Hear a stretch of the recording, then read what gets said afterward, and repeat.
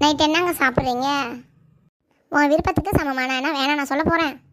இல்லைங்க, உங்களுக்கு என்ன வேணும்னு சொல்லுங்கள், நான் அதை சமைக்கிறேன். சரி, தோசை ஊற்றிடுமா.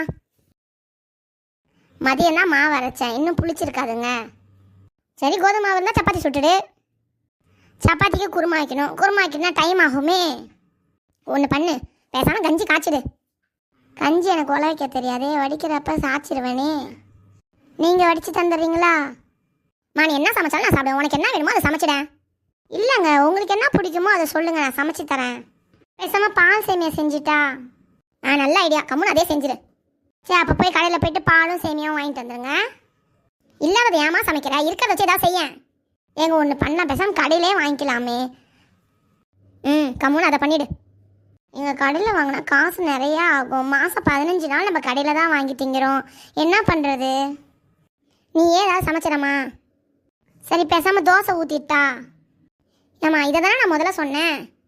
முதல்ல நான் தோசை தானே சொல்ல சொன்னேன், மறுபடியும் வந்து அந்த தோசையிலே நிற்கிறாளே. ஏங்க நாளைக்கு என்ன சமைக்கட்டும்? ஏம்மா தாயே, நீ எனக்கு எதுவுமே சமைக்க வேணாம், என்னை விட்டுரு, நான் எங்கேயாவது ஓடிடுறேன். நான் என்ன கேட்டேன், இப்படி கோச்சிக்கிட்டாரு? இவருக்கு என்ன வேணும் அதை சமைச்சு தரலாம் தானே கேட்டேன். என்ன சமைக்கிறேன்னு கேட்டது ஒரு குத்தமா? ஏங்க ஹாப்பி பர்த்டேங்க. பரவாயில்லையே, என் பர்த்டே தான் தெரிஞ்சிச்சிருக்கேன். தேங்க்ஸ் டிமா. என்னங்க இப்படி சொல்லிட்டீங்க? இன்னைக்கு உங்கள் பர்த்டேக்காக நான் சர்ப்ரைஸாக ஒரு ஸ்வீட் செய்யலான்னு பார்த்தேன்.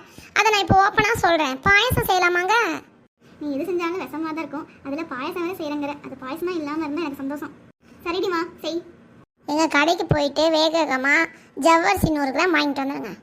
சரி, நான் போய் வாங்கிட்டு வரேன். இருங்க, அப்படியே வறுத்த சேமியா வாங்கிட்டு வந்துடுங்க. சரிடி. ஒரு நிமிஷம், அப்படியே சர்க்கரையும் இல்லை, அதையும் ஒரு 1/2 கிலோ வாங்கிட்டு வந்துடுங்க.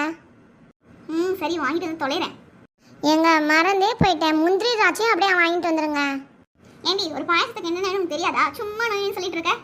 எனக்கு எப்படிங்க தெரியும் பாயசத்துக்கு என்னென்ன வேணும்னு? நானே யூடியூப்பை பார்த்து சொல்லிட்டு இருக்கேன். அவள் உடனே சொல்லாமல் ஒன்றா சொல்லிட்டு இருக்கா.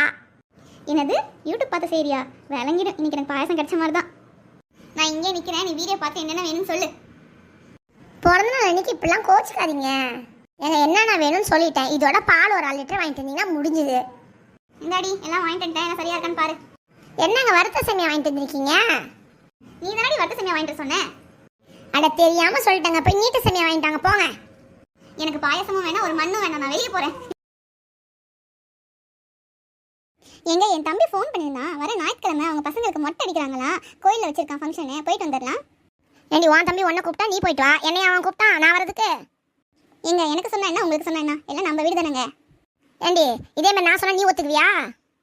சரி, கோச்சுக்காதீங்க, அவன் ஏதோ வேலையில் இருக்குன்னு சொன்னான். அவன் வேலையெல்லாம் முடிச்சுட்டு உங்களுக்கு கால் பண்ணுவேன்னு சொல்லியிருக்காங்க, அவன் பண்ணுவான். சரி போ, அவன் பண்ணட்டும், அப்புறம் பேசிக்கலாம். டே தம்பி, ஒன்றும் இல்லைடா, நீ மாமாக்கு சொல்லுன்னு சொல்லிட்டு கோச்சிக்கிட்டாரு, ஒரு கால் பண்ணி மாமாக்கிட்ட சொல்லிடுடா. சரிக்கா, சொல்லிடுறேன். சொல்கிறேன் மச்சான். ஒன்றும் இல்லை மாமா, பசங்களுக்கு மொட்டை அடிக்கலான்னு இருக்கேன். சரி, அதுக்கு ஃபங்க்ஷன் பண்ண போகிறேன். சரி, வீட்டுக்கு வந்து சொல்லலாம் தான் மாமா இருக்கேன். அதுக்கு முன்னாடி வீட்டுக்கு பெரியவங்க நீங்கள், உங்கள்கிட்ட ஒரு வார்த்தை சொல்லணும்ல, அதுக்கு தான் மாமா ஃபோன் பண்ணேன். என் முன்னாடி மாட்டினா அவ்வளோதான், வாய்க்கு வந்த மாதிரி பேசிடுவேன்டா, கம்முன்று. இது நம்ம வீட்டு ஃபங்க்ஷன்டா, அதுக்கெல்லாம் நீ கூப்பிடுங்கிற அவசியமே இல்லை, சரியா? சரி மாமா, அக்காட்டையும் சொல்லிடுங்க. இன்னும் அக்காட்ட நான் சொல்லலை, அக்காட்டையும் சொல்லிடுங்க. நான் வரேன் மாமா, ஒரு 2 நாள் கழிச்சு நான் வீட்டுக்கு வரேன். நான் முன்னாடி நின்று நடத்துகிறேன் ஃபங்க்ஷனை. இந்த மாதிரிலாம் ஃபார்மாலிட்டிலாம் பண்ணாத என்கிட்ட. நீ நானெல்லாம் ஒரே குடும்பம். உங்கள் அக்காவை கட்டினதுலேருந்து நீயும் என் பையன் மாதிரி தான். பையன் விசேஷம் யாராவது அப்பனுக்கு ஃபோன் பண்ணி சொல்லுவாங்களா?